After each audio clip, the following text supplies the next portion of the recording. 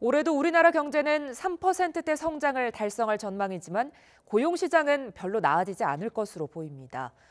중소기업의 임금 부담을 최소화하고 기업이 자발적으로 고용을 늘릴 수 있도록 새로운 성장 동력 창출을 추진해야 할 것으로 보입니다. 차유정 기자가 보도합니다. 1인당 국민소득 3만 달러 시대 진입과 2년 연속 3%대 성장. 정부는 지난해 경기 회복세를 바탕으로 올해 안정적인 성장세를 이어가겠다고 자신하지만 성장의 온기가 고용시장으로 퍼지진 못할 것으로 보입니다. 정부 예측을 보면 올해 취업자 증가 폭은 32만 명으로 지난해와 같은 수준에 머무릅니다.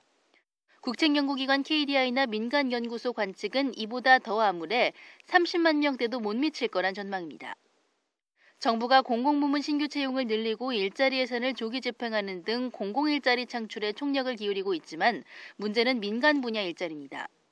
올해부터 시행되는 최저임금 인상, 근로시간 단축 정책 등 부담 요인으로 채용에 소극적인 기업들이 적지 않습니다.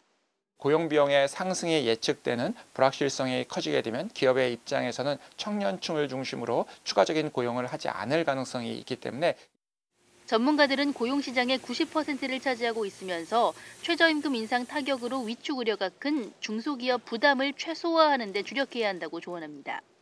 중소기업들의 고용 심리가 많이 위축되어 있습니다.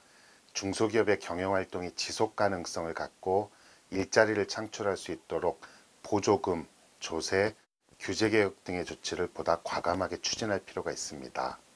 채용 시 세금을 감면해주거나 임금을 보조하는 정책들은 일회성 지원에 그쳐 고용을 유도하기엔 부족합니다. 일자리를 늘린 기업에 공공 분야 사업의 경우 일감 혜택을 주는 등 지원 방법을 확대해야 한다는 권고도 나옵니다.